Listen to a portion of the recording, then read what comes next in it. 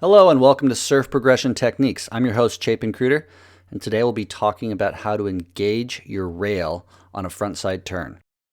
Now, for all frontside turns, your rail engagement begins with your back heel. Your back heel putting pressure on that back heel rail, which then begins the turn, and that rail starting to dig into the face of the wave. And then really your front foot and your upper body are more or less what guide the body throughout the rest of the turn and the board. So your rail engagement begins with your heel of your back foot on the back heel rail of your regular goofy same. You do the same thing.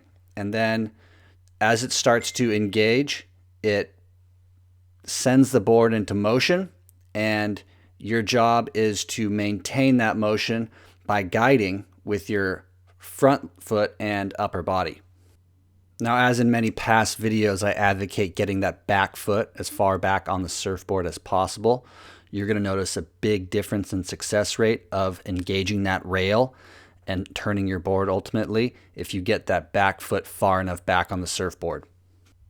It's also important to note that you're not wanting to lean forward. You're not wanting your upper body to bend over and lean forward throughout the turn. You more or less want to have a gentle sort of squatting motion throughout the turn, and this goes for top turns or cutbacks. It's not a lean per se, because the second you put too much weight up on that front foot, you're going to bury your rail and you're going to fall.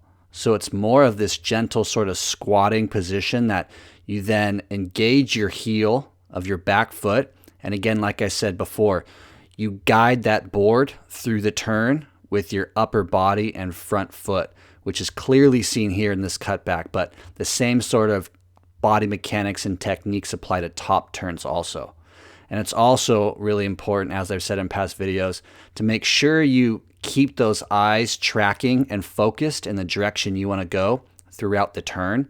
This helps keep your whole body in sync with the board and in motion, rather than if you were to drop your head and look down at the board. It's going to throw a lot of your balance off and a lot of your weight off, and you'll ultimately probably be digging your rail or falling more often than you want on your turns.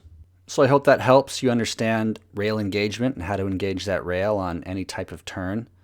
If you like these videos I create, please subscribe to my channel. I created Surf Progression Techniques in order to hopefully help alleviate some of the frustration that we go through as surfers with not being able to identify the necessary techniques or fundamentals through the trial and error that some people can figure it out with. Some of us can't, like myself. It just took way too long, I feel like, for me to really identify some of these things that I'm trying to teach you. So that's really why I'm here, to try to identify these things for you, to allow you to progress faster, to alleviate some of that frustration. And if you ever wanted to engage with me live, to get one-on-ones, I host or I co-host surf retreats in Central America every year, and you can check that out through this link right here. They're in Nicaragua and Costa Rica, and I'll be jumping around between both places at various dates, so please feel free to check that out. And if you haven't yet gotten the Perfect Your Pop-Up tips, click here also. I think those are really valuable for anybody who's struggling with their pop-up. It's just something that we always have to refine. And I think these tips specifically are really at the core of what makes a great pop-up look really clean and efficient and enables you to get to your feet a lot better.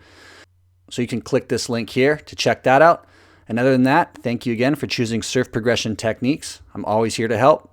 You can email me or just stay tuned for the next video. Thanks again.